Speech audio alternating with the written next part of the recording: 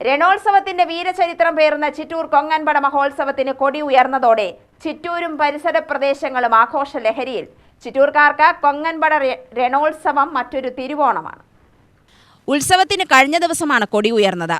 തുടർന്ന് ഇന്നലെ കുമ്മാട്ടിയും ഇന്ന് കലാപരിപാടികളും അരങ്ങേറി. മാർച്ച് 2 തിങ്കളാഴ്ചയാണ് ആയിരങ്ങളെ ആഹ്ലാദത്തിലും ഭക്തിയിലും ആറാടിക്കുന്ന പ്രസിദ്ധമായ കൊങ്ങൻപട. ചിറ്റൂരിന്റെ തനതായ രണോത്സവത്തിന് വേറിട്ട ആഘോഷവും ചടങ്ങുകളുമാണുള്ളത്. അമ്പാട്ട്, തച്ചാട്ട്, പുറയത്ത്, എഴുവത്ത് എന്നീ 4 വീട്ടിൽ മേനോന്മാരാണ് കൊങ്ങൻപട രണോത്സവത്തിന്റെ പ്രമാണക്കാർ. കൊങ്ങരാജാവായ ശിങ്കമന്നനിൽ നിന്നും രാജ്യത്തെ രക്ഷിച്ച ചിറ്റൂർ കാവിലമ്മയുടെ ഉത്സവത്തിന്റെ പ്രത്യേകത നാനാ ജാതി മതസ്ഥരുടെ അതിർവരമ്പുകളില്ലാത്ത പങ്കാളിത്തമാണ്.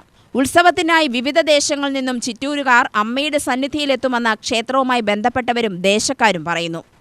2026 വർഷത്തെ ചിറ്റൂർ ദേശക്കൊങ്ങൻപട മഹോത്സവം ഈ വരുന്ന മാർച്ച് 2 നടക്കുന്നത്. ഈ വർഷത്തെ ചിറ്റൂർ ദേശക്കൊങ്ങൻപട മഹോത്സവം ചിറ്റൂർക്കാരെ സംബന്ധിച്ചിടത്തോളം വളരെ പ്രധാനപ്പെട്ട ഒന്നാണ്.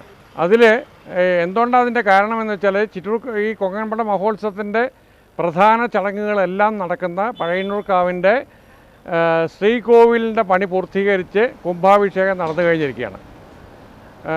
അതുകൊണ്ട് ചിറ്റൂർക്കാരെ ആകെ ആഹ്ലാദത്തിലിരിക്കുന്ന ഒരു സമയത്താണ് ചിറ്റൂർ ദേശക്കൊങ്ങൻപട നടക്കുന്നത്. ഈ കുംഭാഭിഷേകവും കൊങ്ങൻപടയും അടുത്തടുത്ത മാസങ്ങളിലായി വന്നത് ദേശക്കൊങ്ങൻപട നടത്തിപ്പിനെ അനുകൂലമായിട്ടും പ്രതികൂലമായിട്ടും ബാധിച്ചിട്ടുണ്ട്. എങ്കിലും ഉത്സവം വളരെ ഗംഭീരമായിട്ടാണ് നടത്തുന്നത്.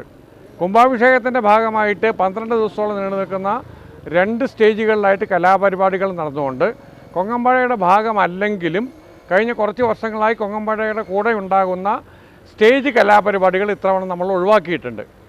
അതൊഴികെ കൊങ്ങൻപടയുമായി ബന്ധപ്പെട്ട എല്ലാ ചടങ്ങുകളും അതിൻ്റേതായ രീതിയിൽ കൃത്യമായി തന്നെ ഈ കൊങ്ങൻപടയ്ക്ക് നടക്കും.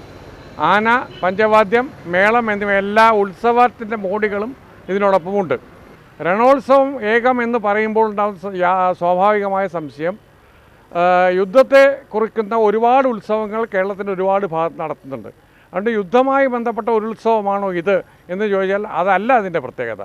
യുദ്ധവുമായി ബന്ധപ്പെട്ട എല്ലാ ചടങ്ങുകളും ഓരോരോ ദിവസങ്ങളിലായിട്ട് ഈ ചടങ്ങുകളെല്ലാം തന്നെ യുദ്ധത്തിൻ്റെ ഒരുക്കങ്ങൾ, യുദ്ധത്തിന് ചാരന്മാർ വരുന്നത്, യുദ്ധത്തിൻ്റെ കഴിഞ്ഞിട്ടുള്ള ആഹ്ലാദം, യുദ്ധത്തിന് കൊങ്ങൻ വരുന്നത്, കൊങ്ങൻ പടപ്പുറത്ത് വന്ന് ഓല വായിക്കുന്നത്, ഭഗവതി കൊങ്ങനുമായി യുദ്ധം ചെയ്യുന്നത്, ഈ എല്ലാ ചടങ്ങുകളും നമ്മൾ പുനരാവിഷ്കരിക്കുന്നുണ്ട്.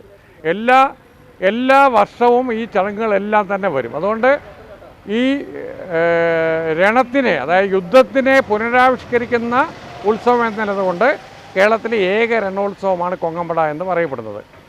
കൊങ്ങരാജാവിന്റെ അനുചരന്മാർ ദേശത്ത് കച്ചവടത്തിനെത്തിയതോടെയാണ് രണോത്സവത്തിന്റെ ചരിത്രം ആരംഭിക്കുന്നത്. കച്ചവടത്തിനെത്തിയവർ മടങ്ങും വഴി ചിറ്റൂർ പുഴയിൽ അവിചാരിതമായി വെള്ളപ്പൊക്കത്തിൽ അവരുടെ സാധന സാമഗ്രികൾ നഷ്ടപ്പെട്ടു. തങ്ങൾക്ക് വന്ന ആപത്തിനെക്കുറിച്ച് കൊങ്ങരാജാവിനോട് പറഞ്ഞാലുണ്ടാവുന്ന ഭവിഷ്യത്തറിയാവുന്ന അനുചരന്മാർ തെറ്റായ വിവരങ്ങൾ രാജാവിനെ അറിയിച്ചുവെന്നാണ് ഐതിഹ്യം. ചിറ്റൂരിലെ നായന്മാർ മുഷ്കരന്മാരാണെന്നും അവർ തങ്ങളുടെ കച്ചവടത്തിന് കൊണ്ടുവന്ന സാധനങ്ങൾ തട്ടിയെടുത്തെന്നും പറഞ്ഞത് കേട്ട് രോഷാകുലനായ രാജാവ് പ്രതികാരം ചെയ്യാനായി ചിറ്റൂരിനെ പിടിച്ചടക്കാൻ നടത്തിയ യുദ്ധത്തിന്റെ ഓർമ്മ പുതുക്കൽ കൂടിയാണ് ചിറ്റൂർ കൊങ്ങൻപട രണോത്സവം. ആയുധങ്ങളോ ആയോധന പാടവമോ ഇല്ലാത്ത ദേശമക്കൾ യുദ്ധത്തിൽ പരാജയപ്പെട്ടപ്പോൾ ചിറ്റൂരമ്മയെ അഭയം പ്രാപിച്ച് സങ്കടങ്ങൾ പറഞ്ഞു. ദേവി ശ്രീലകം വിട്ട് പടക്കളത്തിലെത്തി കൊങ്ങനെ നിഗ്രഹിച്ചതിന്റെ ഓർമ്മ പുതുക്കലാണ് ഈ രണോത്സവം എന്നാണ് ഐതിഹ്യം. നാനാജാതി മതസ്ഥരുടെ അതിർവരമ്പില്ലാത്ത സഹകരണവും പ്രാതിനിധ്യവും കടുകിട ചോരാത്ത ആചാരാനുഷ്ഠാനവും ജനകീയതയും ഈ രണോത്സവത്തിന് മിഴിവേകുന്നു. ചരിത്രവും ഐതിഹ്യവും ഇഴചേർന്ന് കിടക്കുന്ന രണസ്മൃതിക്ക് ദേശത്തിന്റെ പരമ്പരാഗത സംസ്കൃതിയിലും നാടുവാഴ്ച പെരുമയിലും വേരോട്ടമുണ്ട്. ചമ്പത്ത്, ചിറ്റേടത്ത്, വടശ്ശേരി, തേലക്കാട്ട് കുടുംബങ്ങൾക്കുള്ള പങ്കാളിത്തവും മന്നാടിയാർ സമുദായത്തിന്റെ മലമക്കളിയും ഉത്സവത്തെ ഊർജ്ജസ്വലമാക്കുന്നു. UTV news, Palakkad.